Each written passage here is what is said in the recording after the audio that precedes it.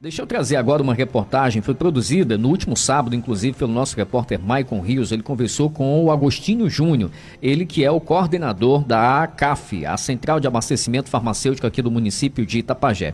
Nesse último final de semana, exatamente, o município de Itapajé recebeu mais uma remessa de medicamentos e iniciou a distribuição desses medicamentos na manhã desta segunda-feira, e o Júnior traz mais informações aqui no JI. Vamos conferir. O município de Itapajé está recebendo o segundo trimestre de medicamentos para a CAF, a farmácia básica do município. Eu converso com o farmacêutico Júnior Agostinho, ele que é o responsável por esta central de abastecimento farmacêutico. Doutor Júnior, como está então esse momento em que o município recebe esses medicamentos? Essa quantidade, ela vai dar para atender suficientemente a demanda que tem de procura na CAF? Boa tarde. Boa tarde a todos, é uma satisfação poder estar falando com o pessoal da FM Atitude. Quero me dirigir especialmente à população, dizendo que nós recebemos o segundo trimestre de medicamentos da atenção básica, atenção secundária e os contraceptivos. Na segunda, a gente começa a distribuição das 8 às 14 horas, sem fechar para o almoço. Das 8 às 14 horas, sem fechar para o almoço. Esse horário ele vai ser só na segunda-feira ou também nos demais dias segue o mesmo horário de 8 às 14? Provavelmente vai seguir a semana toda, essa primeira semana a gente vai ficar nesse horário corrida de segunda a quinta. Na sexta a gente fica o horário normal, que é de 8 às 12. Existe algum planejamento para evitar aquela grande aglomeração de pessoas logo na segunda-feira para receber essa medicação? Eu queria me dirigir aqui às mães de crianças atípicas que têm transtorno do espectro autista, que elas não se preocupem, o Estado não nos entregou risperidona líquido, mas já foi feita uma aquisição, o secretário de saúde já fez uma aquisição. Na segunda-feira ele vai sentar com a nossa outra colaboradora, que é a doutora Isabelita, outra farmacêutica, e eles vão criar um fluxo para distribuir essa risperidona lá nas dependências do CAPED AMEI, já que foi feito um cruzamento dos pacientes que necessitam desse medicamento entre o pessoal do CAPED e a enfermeira responsável pelo CAPS. Então essa entrega não será feita aqui na segunda-feira, mas será feita a posterior, depois de segunda-feira. O doutor César, que é o nosso secretário de saúde, ele deve se manifestar nas redes sociais. Quando os medicamentos também desse segundo trimestre também já estarão disponíveis nas unidades básicas de saúde, para que as pessoas possam também, querendo, ir receber na própria UBS? Essa primeira semana geralmente tem um fluxo muito grande de pessoas aqui, então toda a equipe está envolvida em atender no balcão para, de certa forma, otimizar essa dispensação. Então, a partir da próxima semana, já consolidei a maior parte dos mapas dos PSFs, a gente vai estar enviando os kits para as equipes de saúde da família. Agradecendo pela sua entrevista, deixa à vontade, doutor Júnior, para que, caso queira repassar alguma orientação para a população, nesse momento pode ficar à vontade para as suas considerações finais. A gente gostaria só de lembrar a população de procurar vir com calma, com tranquilidade, que a gente está aqui para atender a todo mundo, mas traga a sua prescrição, traga um documento de identidade com foto, para a gente poder... Tem pessoas que elas chegam aqui para receber medicamentos controlados e não trazem nenhum documento. Traga o RG, ou o CPF, ou até mesmo o cartão do SUS. O meu muito obrigado a todos.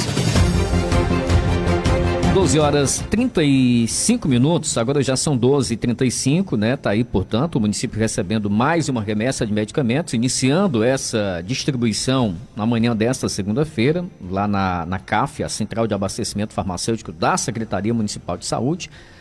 Infelizmente, esse processo de logística ainda não consegue exatamente atender a contento a demanda, porque nós tivemos registros e relatos de pessoas que tiveram que passar a noite, né, inclusive, ou passaram a noite com receio de não conseguirem acesso a essa medicação.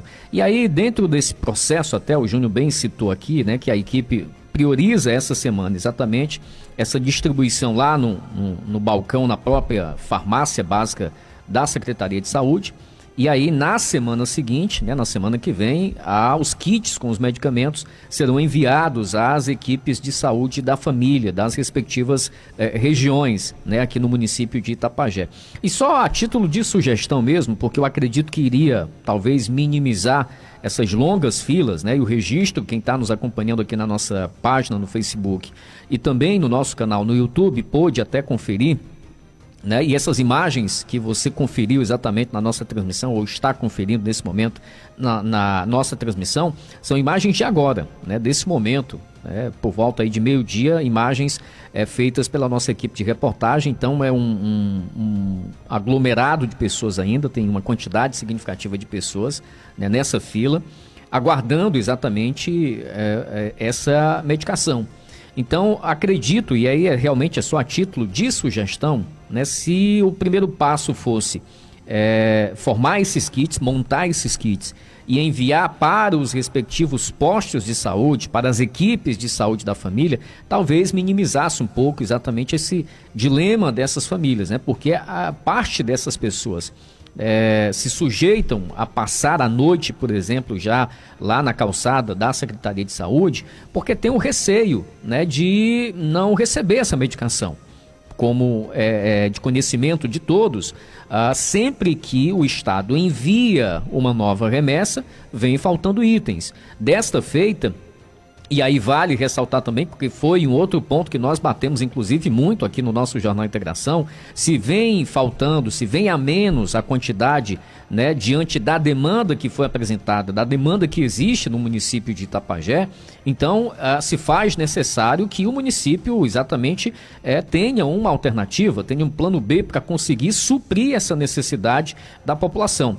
No caso da risperidona, por exemplo, nesse caso, né, nesse momento, o Estado não enviou, né, a risperidona líquida e enviou o comprimido a cerca de 100 unidades, ao que nos parece. É uma quantidade que não dá para atender, né, toda a demanda.